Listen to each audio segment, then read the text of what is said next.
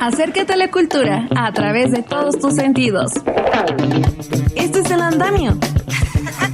Julián Vázquez, ¿cómo estás? Con Carolina López Hidalgo y Julián Vázquez. Muy buenas tardes a ti y a todas las personas que nos están escuchando. El Andamio. Cultura en construcción.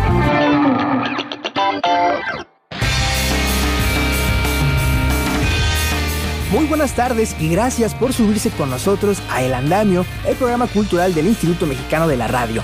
Yo soy Julián Vázquez y a nombre de Carolina López Hidalgo os acompañaré en esta media hora de cultura en construcción. Y comenzamos el programa con una efeméride, y es que un día como hoy, pero de 1934, Daniel Cosí Villegas fundó una de las editoriales más importantes de México y en ese momento una de las más importantes también de Iberoamérica. Hablamos del Fondo de Cultura Económica, que está de fiesta por sus 90 años de vida.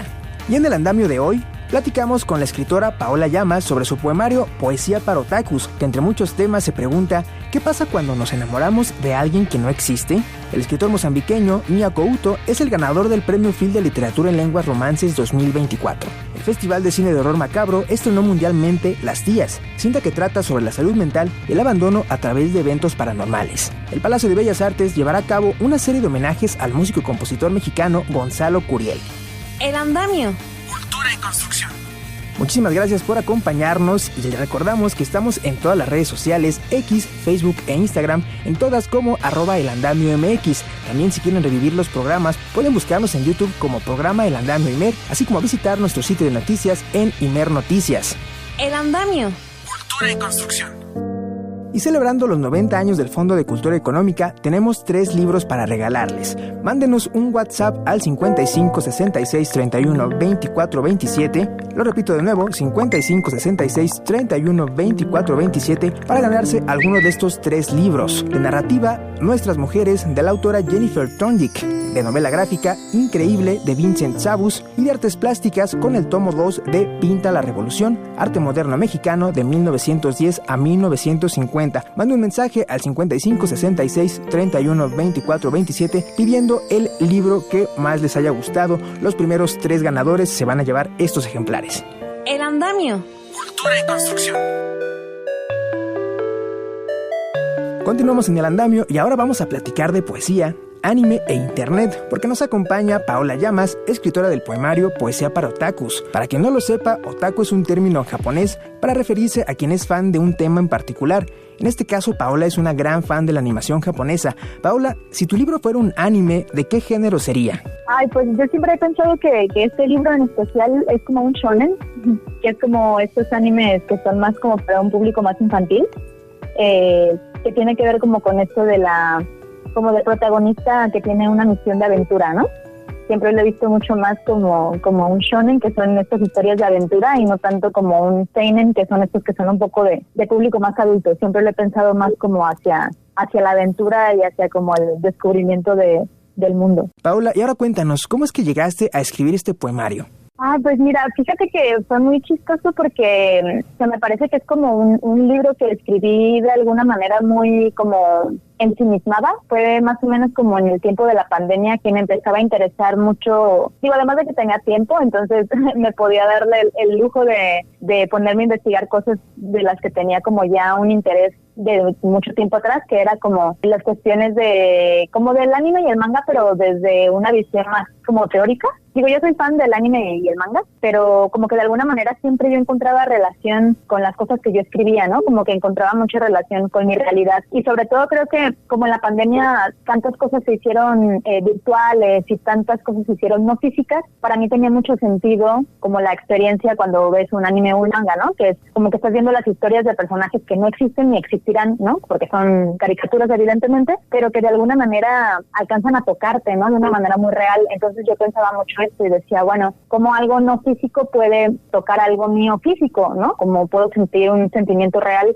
por algo que no es tangible, digamos. Entonces me hacía mucho sentido pensar en el anime y en la poesía como algo muy parecido, ¿no? Entonces empecé a teorizar un poco sobre qué es lo que pasa, ¿no? Y sobre todo, te digo, en la pandemia, que era este momento muy de estar en lo no físico, ¿no? De no estar en contacto con las personas, de empezar a utilizar videollamadas, ¿no? Para estar en contacto con con tus seres queridos, yo qué sé, como buscar nuevas alternativas, y creo que un poco de ahí fue donde empecé a indagar más como en el tema y a escribir también. Poemas para Otakus, como su nombre lo dice, está inspirado en anime, y todo el poemario está organizado en capítulos al estilo de la animación japonesa. Eso está bastante interesante. Platícanos más de eso. Yo soy muy fan de los openings de anime, como que ahí siento yo que hay openings que son así muy legendarios, ¿no? Para la vida, incluso de las personas, sobre todo de gente de mi generación, ¿no? Que nos tocó ver anime en la tele, ¿no? O sea, cuando éramos niños o niñas. Y en el anime de repente, bueno, hoy día que hay anime en todos lados, ¿no? Y en un montón de plataformas, pues puede dividirse un poco en temporadas, ¿no? Entonces yo pensaba, ¿cómo sería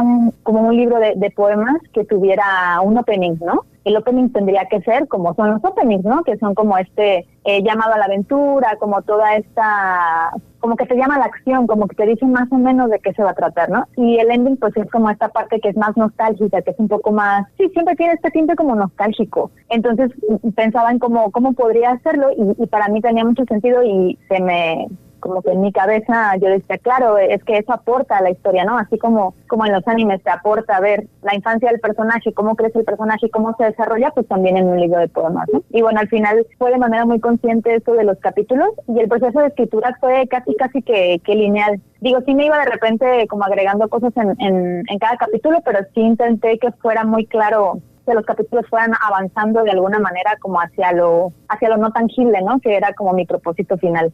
El título podría sacar de onda a muchas personas, incluso mucho de lo que está dentro de él es muy millennial. Entre memes y anime, ¿qué reacciones has recibido de otras generaciones respecto al poemario, Paola? Pues mira, fíjate que el título primero era más largo, era Poemas para Otakus o cualquier persona que haya estado enamorada de alguien que no existe, que me parecía que englobaba mucho más como a un público más general, ¿no? Yo decía, bueno, si alguien se identifica con el término otaku, pues es muy claro, ¿no? Y si no, pues también. Pero a la vez me parecía que dejarlo solo con poemas para otakus, y también fue una cosa que charlamos ya en las cuestiones como de edición y con la editorial, era que pues iba a ser como más llamativo, ¿no? El poema para otakus, así tal cual. Y me parece muy, muy chistoso y muy interesante porque la verdad es que fue como una moneda al aire. Yo a la vez decía, bueno, no sé si alguien pueda justo, ¿no? Como sentirse señalado o que de alguna manera fuera tomado como de manera negativa,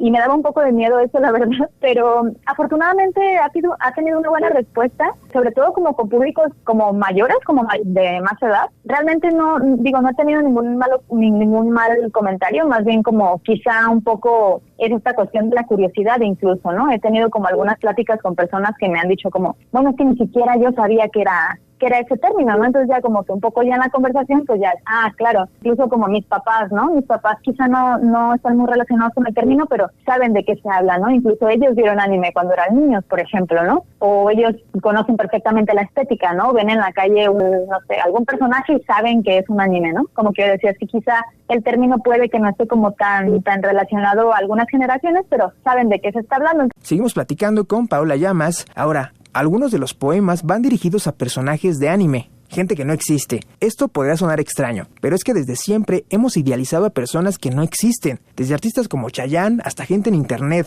¿O no, Paola? Sí, totalmente. De hecho, sí, es muy cierto esto que dices, ¿no? Luego yo pensaba esto que decía, bueno, quizá es que para, no sé, incluso hay como estos chistes, ¿no? Y estos memes de que el papá de un montón de gente es Chayanne, ¿no? Que digo, claro que a lo mejor Chayanne es una persona real, pero no deja de ser un personaje, ¿no? Es un personaje ficticio que se ha creado a través de su historia profesional, etcétera.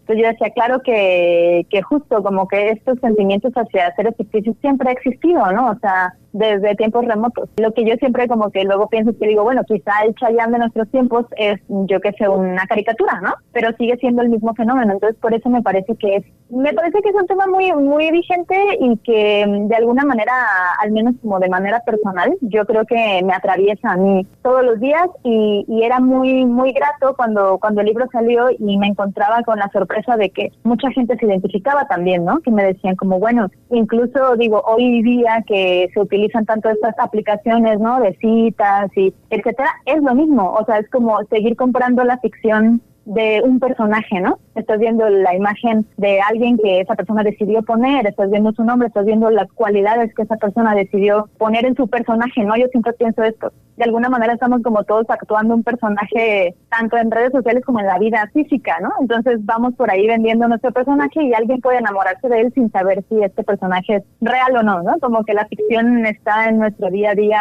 queramos o no, yo creo. Algo que también me gusta mucho de Poemas para Otakus, Paola, es que confronta problemas actuales de muchos jóvenes, cómo lidiar con el duelo, el amor o el desamor, pero a través de internet, algo que hace 30 años no era lo normal. Como que somos esta generación que no tuvimos internet y luego sí tuvimos internet, ¿no? O sea, que no nacimos, digamos, ya con las cosas puestas, sino que de repente tuvimos la vida sin y con. Y para mí siempre ha sido como un gran descubrimiento, ¿no? O sea, incluso yo creo que hay cosas que no sabemos cómo resolver todavía. O sea, como que hemos intentando ir resolviendo ciertas necesidades, ¿no? Y hemos ido encontrando lenguajes nuevos, hemos ido encontrando dinámicas nuevas, ¿no? Que creo que también tiene mucho que ver la pandemia, ¿no? Que como que nos sumergió un montón de gente que quisieras o no en esta cosa digital, ¿no? O sea, mucha gente trabajamos a distancia, mucha gente tuvimos relación con nuestros familiares a distancia, o sea, era como una manera de sobrellevar la realidad anclados a algo que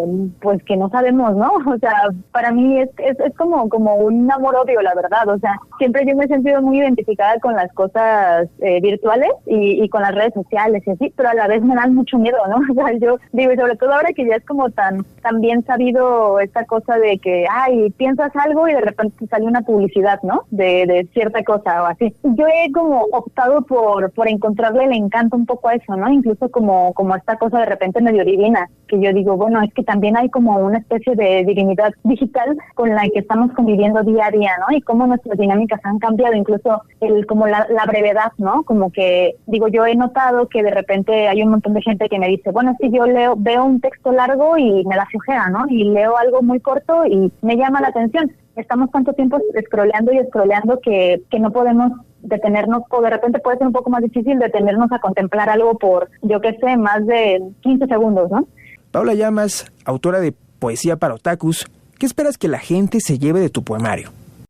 Pero en general, como desde que yo escribo, siempre me han interesado mucho esos temas, ¿no? Como el tema del cuerpo y el no cuerpo, el tema de las redes sociales, siempre me ha interesado un montón. Y me gusta porque este libro en especial lo pensé desde el principio como un acompañamiento, o sea, no como llegar y decir, el anime está bien padre, véanlo, sino más como una cosa de, bueno, yo siento esto y quizá tú también, entonces yo lo estoy expresando así, quizá tú puedes expresarlo de una manera similar, o puede ser un abrazo, ¿no? Que es lo que yo siempre he intentado en lo que escribo. Y me gustaría pensar que si alguien lee este libro y le dan ganas de escribir más o menos respecto a los mismos temas, yo sería muy feliz, la verdad, porque mi finalidad siempre ha sido esa, ¿no? Como, creo que de alguna manera sigue el mismo discurso, ¿no? De tener amigos que no conozco, pero no importa, ¿no? Creo que lo importante es más bien el con qué te quedas, ¿no? Y me gustaría mucho pensar que alguien que lea este libro y que le mueva algo como en lo más profundo, pueda cambiar, poderse leer de una manera diferente, ¿no? Y decir como, precisamente como todo este gremio de la gente otaku, justo no sentirse solos, ¿no? O sea, decir, bueno, hay alguien que también está escribiendo sobre esto y lo está haciendo a través de la poesía, que también es un género que de repente como que un poco le da miedo a la gente leer poesía porque se suele pensar que es aburrida y melosa y así. Entonces me gustaría un poquito romper con eso y pues como decir, bueno, esto es lo que a mí me interesa y ojalá que pueda acompañarte, ¿no? A ti, lector. No sé. Paola, muchísimas gracias por platicar sobre tu más reciente poemario, Poesía para Otakus. Gracias a ti, que tengas buen día. Hasta luego. Y nosotros continuamos en El Andamio. El Andamio. Cultura y construcción. Regresamos al Andamio y le recordamos que tenemos 3 libros para regalar: Nuestras Mujeres de Jennifer Thorndick, Increíble de Vincent Sabus y el tomo 2 de Pinta la Revolución, Arte Moderno Mexicano 1910-1950. Si les interesó alguno de estos libros, mándenos un mensaje al 55 66 31 24 27 a través de WhatsApp. Siguiendo con la información, por su innovación lingüística y una obra literaria que integra y entreteje la crónica, el cuento y la novela, el escritor mozambiqueño Mia Couto fue galardonado con el Premio Phil de Literatura en Lengua Romances 2024. Los detalles con Carolina López Hidalgo. El escritor mozambiqueño Mia Couto fue galardonado con el Premio Phil de Literatura en Lenguas Romances 2024. Con este reconocimiento se muestra la evolución de los escritores en lengua portuguesa, así lo destacó Carlos Reis, representante del jurado del premio. La obra de Mia Couto nos dice que la lengua portuguesa está evolucionando en otras partes del planeta, no solamente en Portugal evidentemente, pero una evolución que integra elementos de las distintas partes del mundo donde se habla. Y Mozambique es uno de esos ejemplos. Y Mia Couto, que él es un gran inventor de palabras, nos damos cuenta de que es una lengua que se está haciendo ya cada vez más otra lengua. Mia Couto, a través de su obra, integra en el imaginario colectivo las historias, leyendas, tradiciones y culturas de Mozambique, una manera de retratar y hacer justicia al pasado, como lo señaló en conferencia de prensa. No podría escribir de otra manera, o sea, como ciudadano en contacto directo con el cotidiano de Mozambique, escribir entonces como ciudadano en primer lugar y luego como escritor literario, además en un país donde contar historias es tan importante, incluso en las ciudades, incluso en Mozambique. Contar historias en la cultura de Mozambique en la que vive Mia Couto es un lenguaje que se puede decir hegemónico. En el periodismo he encontrado una manera de mirar de forma diferente y plasmar con facilidad lo que observa en su diario transitar. Empecé como periodista, efectivamente, y como periodista trabajé y conocí directamente una guerra civil que dejó 1 millón de muertos y, por lo tanto, el periodismo es realmente un momento importante en mi carrera. El periodismo fue una escuela también de conocimiento humano, de aprendizaje del oficio de escritor. Entonces escribía poesía, pero era el periodismo el que me daba la posibilidad de estar cerca de la gente y reforzar esa relación de proximidad. Para Carlos Reis, Mia Couto es un contador de historias que ha plasmado a través de sus crónicas lo que ve. En el contexto del periodismo, un género que él cultiva como un maestro, que es la crónica, contando historias en crónicas que muchas veces ya no sabes si son historias reales o si en eso entra la ficción.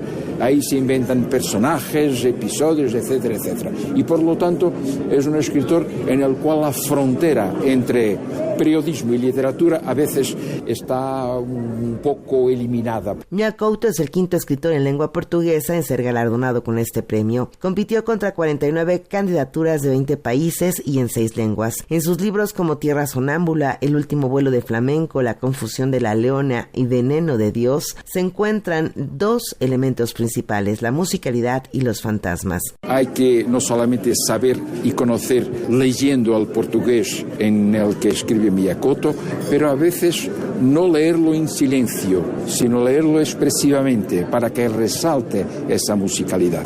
Lo fantástico en Mia Couto es lo fantástico local, de las tradiciones, las historias, la gente que cuenta historias, muchas veces con una imaginación desbordante, y ese realmente es uno de los aspectos más interesantes de su obra. Mia Couto en su obra narra sus preocupaciones a través de una obra juguetona y melodiosa en la que denuncia las carencias de la paz, la falta de la empatía ante la multiculturalidad. En primer lugar, un país que todavía está en guerra y entonces le preocupa la paz en primer lugar. Me preocupa también este tema de afirmación identitaria, sobre todo en el momento en el cual África busca también representar su universalidad y su diversidad en el interior de África misma. Un autor que usa la palabra para no olvidar y por lo tanto no caer en los errores que hoy maltratan a la sociedad, mezclando y diluyendo las fronteras estilísticas y lingüísticas. Escribir sobre la historia, por fin, no es algo muy distinto de lo que se vive en lo cotidiano y en su poesía, de lo que se vive en la crónica o a través de la crónica periodística, pero hay algo que es muy importante subrayar, es que Mozambique no puede olvidar, o Mozambique no puede olvidar los traumas que lo han conducido a la independencia a través de la historia. Mia Couto ha creado una fundación para poder estimular la lectura y la escritura en Mozambique, encontrando en las letras una manera para sobrevivir. Una formación que ya ha promocionado a través de un premio la esperanza a muchos escritores, 30 escritores ya que han ayudado, han apoyado en esto, y por lo tanto es a partir de aquí que se hace la promoción de las nuevas generaciones. Y luego citó a Ho Chi Minh, que al salir de una prisión terrible dijo que había escrito versos de amor. ¿Cómo fue posible esto? Porque adoptó como motivo de su vida mientras estaba en prisión quitarle importancia a las paredes, es decir, no ignorar que existían, pero actuar como si no existieran. Para Imer Noticias reportó Carolina López Hidalgo. El andamio. Cultura y construcción. Continuamos en el andamio y ahora vamos a hablar de música, y es que revalorar la obra del compositor mexicano Gonzalo Curiel es el objetivo de los 2 conciertos que se van a llevar a cabo en el Teatro Principal del Palacio de Bellas Artes, foros en los que se mostrará su libertad creativa y fusión entre lo popular, lo clásico y lo contemporáneo, que se aprecia en piezas como Vereda Tropical. Los detalles con Carolina López Hidalgo. Voy por la vereda tropical. Celebrar la obra del compositor Gonzalo Curiel a 120 años de su natalicio y abrirle un espacio a su trabajo conformado, entre otras cosas, por 180 bandas sonoras para películas, música romántica con gran libertad en la composición que funde lo popular con lo clásico y lo contemporáneo, es el objetivo del concierto que se llevará a cabo en el Palacio de Bellas Artes. Para Lucina Jiménez, titular del Instituto Nacional de Bellas Artes y Literatura, era necesario incorporar la obra de Gonzalo Curiel al repertorio de la Orquesta Sinfónica Nacional. Es por eso que se llevarán a cabo 2 conciertos en los que participarán la soprano Cristina Ortega, la mezzosoprano Encarnación Vázquez y el pianista Rodolfo Ritter como intérpretes junto a la Orquesta Sinfónica Nacional bajo la dirección de Ludwig Carrasco. La obra de Gonzalo Curiel ha sido un alimento de muchas generaciones. Ha sido también un músico que ha transitado por la música sin fronteras. Y en este esfuerzo que ha hecho el Instituto Nacional de Bellas Artes y Literatura de romper con esa fragmentación que separaba la música popular, así llamada, de la música académica o de la música de concierto, si hay alguien que puede ejemplificar este tránsito en libertad de la composición musical, es Gonzalo Curiel, porque atraviesa él por todos los campos de la creación, no solo la música romántica, sino también creador de una sonoridad muy importante relacionada con el cine. Él hace las bandas sonoras en las cuales se nutre de lo sinfónico, lo popular y de todo aquello que él es capaz de imaginar para dar vida precisamente a estas películas. Son tus ojos verde mar. Para Ludwig Carrasco, con este homenaje, no se pretende agotar las posibilidades de este compositor, sino que quedarán como proyectos futuros. El diálogo con las nuevas generaciones es fundamental, de ahí que en la segunda parte del concierto participen 6 arreglistas provenientes de distintos estados de la República, elegidos a partir del concurso de composición Arturo Márquez. Que si bien nunca ha sido olvidado, no se le ha dado la importancia. El maestro Gonzalo Curiel es una persona que se movió en 3 espacios artísticos sonoros muy importantes. En esta ocasión, con la Orquesta Sinfónica Nacional, tenemos 2 de estas facetas. El concierto para piano número 1, con la participación del maestro Ritter como solista, una obra de un gran virtuosismo, lirismo que está impregnado en la música. Esta música se nutre mucho de la vena popular, lo cual es muy importante. Y en la segunda parte tenemos canciones que son banda sonora del país. Creo que Vereda Tropical es la más conocida de todas ellas y que ha traspasado las fronteras, y creo que es una música de gran calidad que puede ser perfectamente integrada en las programaciones en manera de suite. Dentro de nuestros objetivos es que la memoria histórica del país siga viva. Los conciertos se llevarán a cabo el próximo 27 y 29 de septiembre en el Palacio de Bellas Artes, una reunión con piezas fundamentales de la historia musical mexicana y de repertorio internacional para conmemorar al Palacio con una obertura festiva. Para Imer Noticias reportó Carolina López Hidalgo. El andamio. Cultura y construcción. Ya se está terminando esta media hora de Cultura en Construcción y nos vamos, no sin antes despedirnos con música. Y es que también un día como hoy, pero de hace 40 años, se estrenó Powerslave, el 5º álbum de la banda Iron Maiden, una de las agrupaciones de metal más influyentes de todos los tiempos. El álbum es famoso por su portada, que presenta a Eddie, la mascota de la banda, como una especie de faraón egipcio, y estamos escuchando 2 Minutes to Midnight.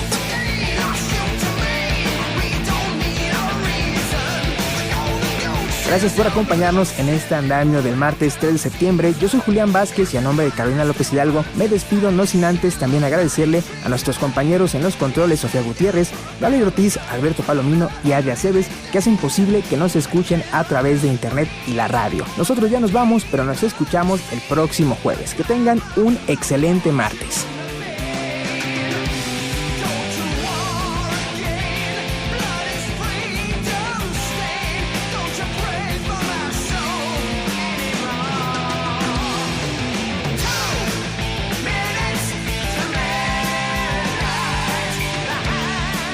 Las opiniones aquí expresadas son responsabilidad de sus autores y no representan la posición editorial de Imer Noticias.